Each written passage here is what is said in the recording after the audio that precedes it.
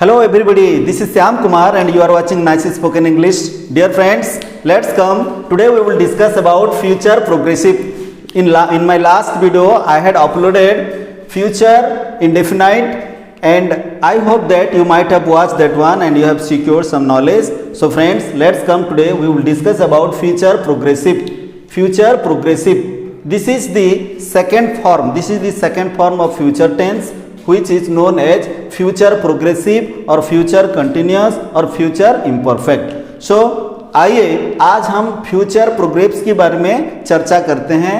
देखिए, यदि किसी हिंदी वाक्य के अंत में रहा होगा, रही होगी, रहे होंगे, रहा होगा हो और वाक्य में क्रिया हो तो उसे फ्यूचर प्रोग्रेसिव से अनुवाद किया जाता है. यदि वाक्य में किसी काम चलता रहे, वो जा रहा होगा, मैं खा रहा होऊंगा, वे पढ़ रहे होंगे, प्रधानमंत्री आज विदेश यात्रा कर रहे होंगे, इसी प्रकार यदि वाक्य हो तो उसे हम फ्यूचर प्रोग्रेसिव से अनुवाद करते हैं. आइए आप आते हैं हम इनके स्ट्रक्चर में. स्ट्रक्चर देखिए, affirmative structure subject plus will be oblique shall be plus verb four plus SW. जब नेगेटिव हो जाता है तो subject will not shall not plus be plus verb four plus SW.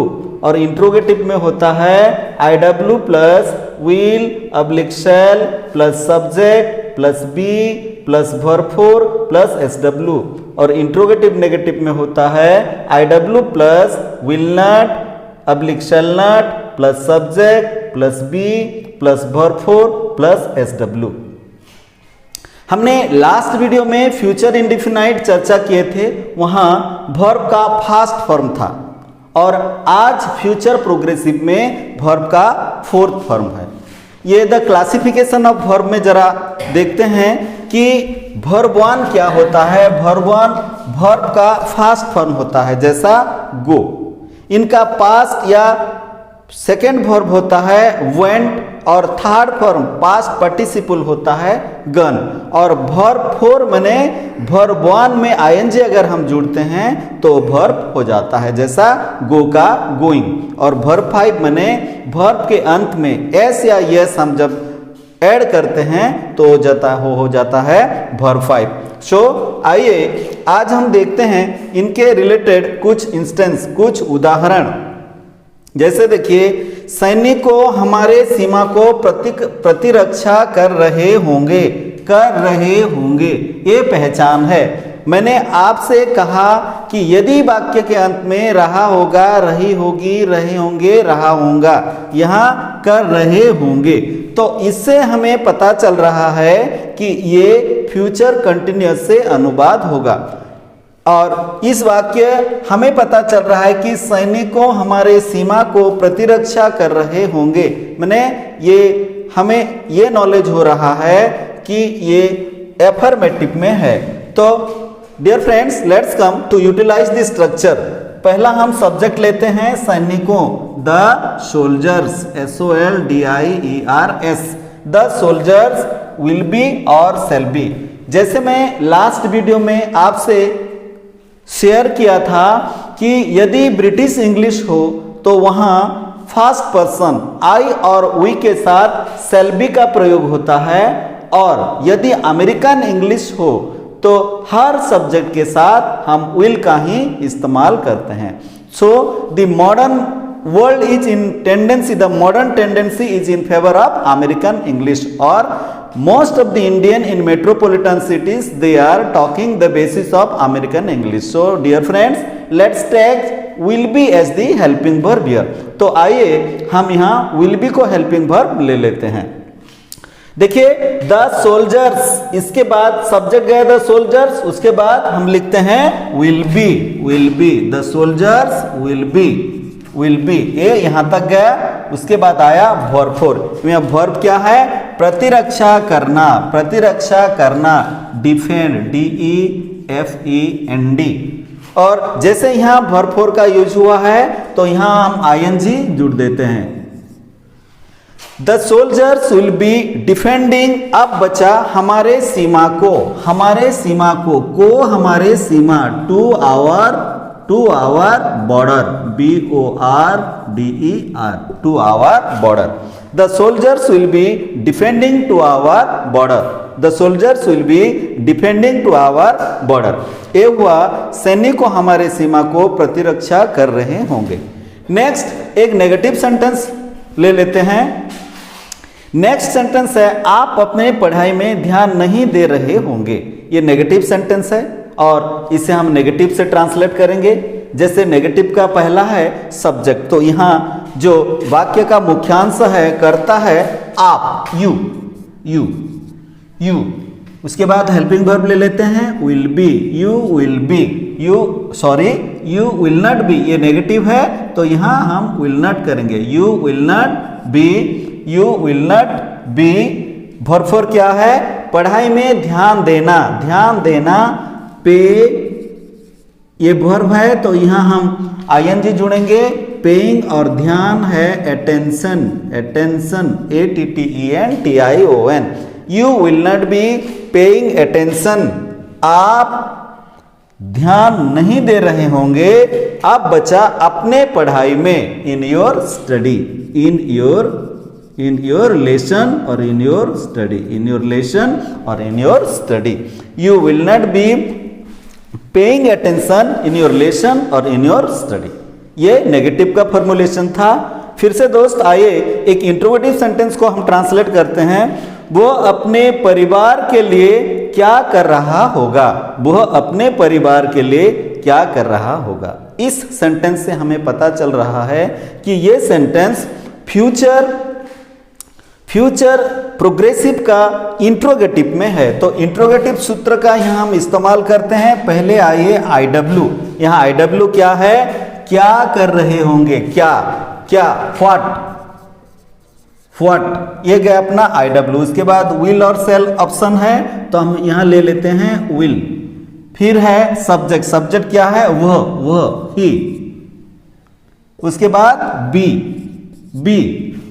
उसके बाद वर्ब फोर, यहाँ वर्ब क्या है, करना माने डू में हम ING जोड़ देंगे। What will he be doing, यही अच्छा नहीं दिख रहा, what will he be doing. अब क्या बचा, वह क्या कर रहा होगा। अब बचा परिवार के लिए, अपने परिवार के लिए फॉर हिज फैमिली। ये इंट्रोगेटिव सेंटेंस है तो लास्ट में इंट्रोगेशन मार्क देते हैं। वो अपने परिवार के लिए क्या कर रहा होगा, what will he be doing for his family. So my dear thoughts और माय डियर फ्रेंड्स, ये था फ्यूचर कॉन्टिन्यूअस। जैसे प्रेजेंट कॉन्टिन्यूअस पास्ट कॉन्टिन्यूअस के तरह फ्यूचर कॉन्टिन्यूअस में भी काम प्रोग्रेस में रहता है। जैसे मैं आपके साथ शेयर किया था प्रेजेंट कॉन्टिन्यूअस में कि रहा होगा, रहा है, रही है, रहे हैं। पास्ट में शेयर किया था रहा था, रही थी, रहे थे। और फ्यूचर में शेयर कर रहा हूँ रहा होगा, रही होगी, रहे होंगे। ये फ्यूचर ऑब्लिगेशन में अगर काम चल रहा होगा, खा रहे होंगे, जा रहे होंगे, तो वही होता है। इसे आप मिनटों में ध्यान में रखना चाहते हैं तो इनका एक तरीका है। सबसे पहले प्यारे थॉट्स, माय फ्रेंड्स, नोट को याद रखिए। सिर्फ आपको 4 शब्द याद रखना होगा। वो है रहा होगा, रही होगी, रहे होंगे, रहा होगा। जब कभी भी इस 4 शब्द आपके सामने आ जाए तो आपको पता चल जाएगा कि ये फ्यूचर प्रोग्रेसिव है। तब उसके बाद आपको स्ट्रक्चर को ध्यान देना होगा। स्ट्रक्चर में ज़्यादा कुछ ध्यान देना नहीं है क्योंकि हर टेंस, हर फॉर्म में एफर्मेटिव में सब्जेक्ट हुआ करता है। उसके बाद वर्ब का चाहे कंटिन्यूअस, हर कंटिन्यूअस में वर्ब का 4th फॉर्म होता है, चाहे प्रेजेंट हो, फ्यूचर हो या पास्ट हो। तो हम जब प्रेजेंट कंटिन्यूअस डिस्कशन किए थे वहाँ भी वर्ब 4 था, पास्ट कंटिन्यूअस में भी वर्ब 4 था और फ्यूचर कंटिन्यूअस में भी वर्ब 4 है। इसे ज़्यादा ध्यान देना नहीं पड़ेगा। फिर देखिए एक बार हम एफर्मेटिव सेंटेंस ट्रांसलेट कर लेते हैं तो हमें नेगेटिव करने में कोई दिक्कत नहीं होगा, क्योंकि हर एफर्मेटिव को नेगेटिव करने में हेल्पिंग वर्ब के बाद सिर्फ नॉट ही जुड़ना होता है। फिर देखिए इंट्रोगेटिव। जैसे हर वीडियो की तरह इस इंट्रोगेटिव में भी पहला IW है, उसके बाद हेल्पिंग वर्ब है, उसके बाद सब्जेक्ट है, उसके बाद वर्ब है, उसके बाद SW है। यदि आपको इंट्रोगेटिव सेंटेंस पता चल गया तो इंट्रोगेटिव नेगेटिव जानने में आपको टोटली दिक्कत नहीं होगा, क्योंकि इंट्रोगेटिव नेगेटिव में, इंट्रोगेटिव सेंटेंस में अगर हेल्पिंग वर्ब के बाद हम नॉट जोड़ देते हैं तो इंट्रोगेटिव नेगेटिव सेंटेंस होता है। So dear friends, it was all about future progressive और फ्यूचर कंटिन्यूस। मुझे महसूस हो रहा है कि आपको अच्छा लगा होगा। आप मेरे वीडियो से अगर आपको जरा सा भी एडवांटेज मिला, आपको जरा सा भी पसंद आया, तो कृपया आप इसे लाइक करना, इसे शेयर करना, सब्सक्राइब करना और बेल आइकन को जरूर बजाना। इनके साथ आपके मन में जो भी फीलिंग्स आता है आप कमेंट में मुझे ज़रूर बताना, जिसके लिए मुझे इंस्पिरेशन मिलेगा, मोटिवेशन मिलेगा और फिर एक नया वीडियो लेकर मैं आपके सम्मुख उपस्थित होऊंगा। ये मेरे आपसे गुजारिश है। डियर फ्रेंड्स, तब तक goodbye, see you in another video. Thank you.